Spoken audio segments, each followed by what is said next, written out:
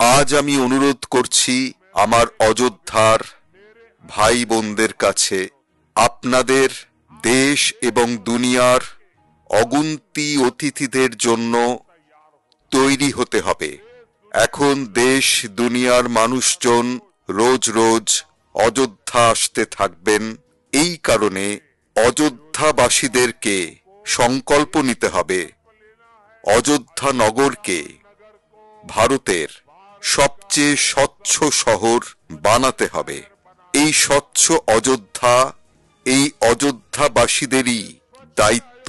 সারা দেশের মানুষের কাছে আমার প্রার্থনা, পবিত্র রাম মন্দিরের নির্মাণের জন্য 1 সপ্তাহ আগে 14ই জানুয়ারি মকর সংক্রান্তির দিন সারা দেশ জুড়ে ছোট বড় সব তীর্থস্থানে স্বচ্ছতার বিশাল বড় অভিযান চালানো উচিত। প্রত্যেকটি মন্দির সারা ভারত জুড়ে অবস্থিত, আমাদের সেটা পরিষ্কার করার অভিযান মকর সংক্রান্তি 14ই জানুয়ারি থেকে 22শে জানুয়ারি পর্যন্ত আমাদের চালাতে হবে।